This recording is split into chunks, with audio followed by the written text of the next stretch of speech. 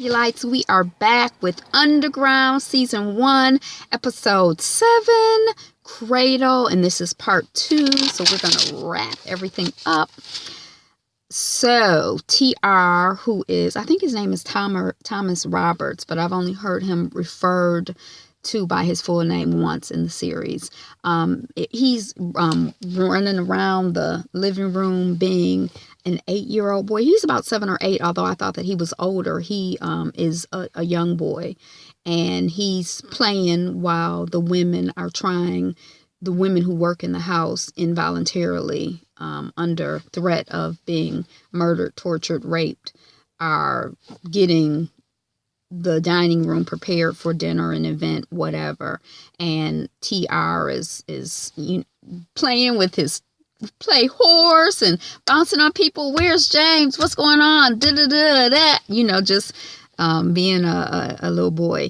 And Ernestine gives him some Nico wafers. So that theme follows throughout the episode. He runs in his playfulness. He runs into Willowset and his father, Reverend Willowset and his father. And Willowset is sort of disturbed, upset that he's playing with toys. You're too old to be playing with toys, little boy, although he is a little boy. We need to get you a real horse. So he takes him out to the stables, and he gets up on the horse, and his father is basically setting him up to be the new master and starting to train him and orient him to monstership. So Reverend Willowset, playing his part and his role in this process, begins to interact with him when TR is asking some questions about a horse that seems, I think someone is breaking a horse, and TR asks about it, and the horse doesn't seem to want to be broken, doesn't seem to want to participate. And Willowset says, well, they don't want to work. They don't want to do what we want them to do. We have to break them. We have to harass them. We have to maim them, whatever they do to horses. I don't know what language he uses. But it's basically a metaphor for the breaking of human black people. And he goes on to say, when TR says, well, he doesn't seem to like it very much, Reverend Willowset goes on to say that, it's not a he, it's a woman, it's a female, and your best efforts are going to be in breaking the spirit of the female, because when you break the spirit of the female, she'll teach the children, and, you can minimize the amount of work you have to do even further. Yay! Less work for us, more work for them. So Ernestine is sort of peeping and listening to this conversation, and part of the conversation is meant for her, I believe.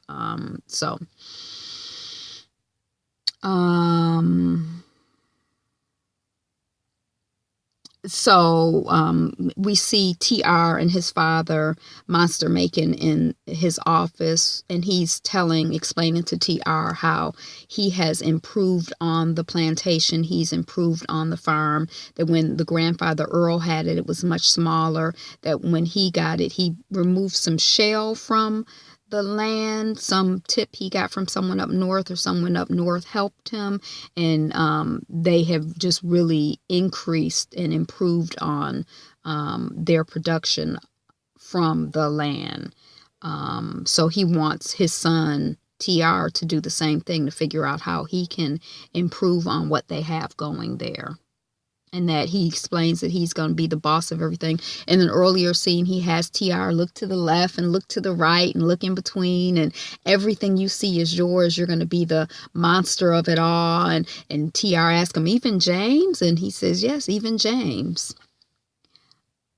So again, we're still in the office, or at this point we're back in the office, and Sam comes into the office, and he looks at TR. He wants to talk to Monster Tom. He looks at TR, and Monster Tom says, well, I'm teaching TR how to be the monster. So, anything you can say to me, basically you can say to him. And Sam eases in, well, this desk is looking good in this office. And Tom says, yes, I remember when you made it. You're the best carpenter. You're the greatest. You do wonderful work. And it is a beautiful desk. Sam says, and that's the first time that you ever paid me for my work. And Tom, yes, I'm glad you remember it. And Sam, well, you said that if I saved my money, that I might one day be able to, to buy my freedom. And I've saved every coin. Before he said that about buying his freedom. This first time you paid me, and I saved everything, says Sam. And Tom says, that's good. And he's teaching the son, telling the son, see that? That's good. You want to save money and be industrious. And Sam says, and you had said that one day I might be able to buy my freedom. And he takes out the bottle, and it's a mason jar full of coins. And he says that he has over $100 there. And and Tom is like sort of disturbed or a little uncomfortable. He started this whole thing with his son, and then he sees where it's going, and he's feeling a little and his son is paying attention, and he really starts paying attention when Tom says, well, you're worth 5 times more than $100 in the jar to me. You're my best Negro. You're my best nigger. How I wouldn't be a good businessman if I let go of my best nigger. And Sam says, well, I think I haven't made myself clear. I don't think you understood me. This isn't for me. This is for my brother, James. And so then TR is really paying attention. James is his playmate. James is his friend. And they've been separated here recently due to the peculiar institution in the South, the system or, whatever. I guess that put them together, and it tore him apart. But James has been out in the fields and living a whole different life now. And so TR looks up at the mention of James, and Monster Tom is sort of, kind of surprised. But where would he live? He's just a little boy. He can't, have freedom on his own. Sam, well, I can, he can live with me. I can go work in the city. I mean, I got paid $10 the other day for a desk I made. And if they knew the money was going to you, that the white folks would pay me even more. I'll take care of them. And Monster Tom, well, we'll have to talk about it. And you can see Sam, the acting is just so excellent in so many of these scenes. You can just see Sam processing and realizing that is not an option, that what he was told and what he had been hoping for himself but was willing to sacrifice for his brother, which is awful. How you going to choose between you and your family anyway? That is not happening. He ain't going to be able to buy nothing, and he don't own himself. He doesn't, you just see the information dawning that Monster Tom is basically BSing him, and we'll talk about it later, and I want to get you back out in the workshop where you belong. You don't need to be in these fields. I want you to do my my podium for my election announcement or my nomination meeting. And he's trying to handle him, and you see it dawning on Sam that he's being handled, and he goes back to smiling, but it's a different kind of smile. And meanwhile, the little boy TR is watching all of that. I never spent one, and now I want to spend them all on James. TR's in training. We talked about that. And so that's kind of the end of that scene. Then the next thing we see is TR going into James, to the cabin where James is. And he's, you're not my brother. And, one day I'm going to be the owner of the plantation. And when I'm an owner, I'm going to make things different. I'm going to change things. I can do whatever I want. My father does whatever he wants. So I'm going to be able to do whatever I want. And, James is sort of listening and, ask, well, how long is it going to be before you're going to be able to change things and make things better? And TR, well, I don't know, maybe 10 years. And James is kind of like, processing, because he'd been out there for, I think, 2, maybe 3 days. And 2-3 days is a long time when you're out there picking cotton. And so 10 years, even to his young mind, he's swift enough to understand that there's a lot of variables there, and that we talking about a long time period. And is he even going to make it through that period? I'm thinking, shoot, he might not even make it through 10 days, let alone 10 years. And TR says, pulls out his Nico wafers and says, we're brothers, or I don't know if he uses that language, but basically that's the idea. We're connected. We said we would always share everything. He gives him half of the roll of Nico wafers.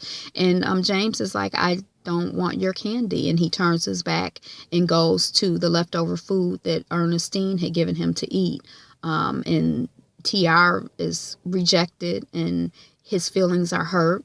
But I guess he cries white tears. I don't recall actually seeing any tears, but we know that he's upset because when he leaves, as he's leaving he leaves there and he runs to his father's office.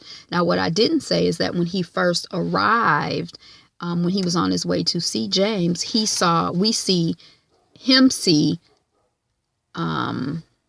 Sam on the run. Sam has got his backpack on and he's running.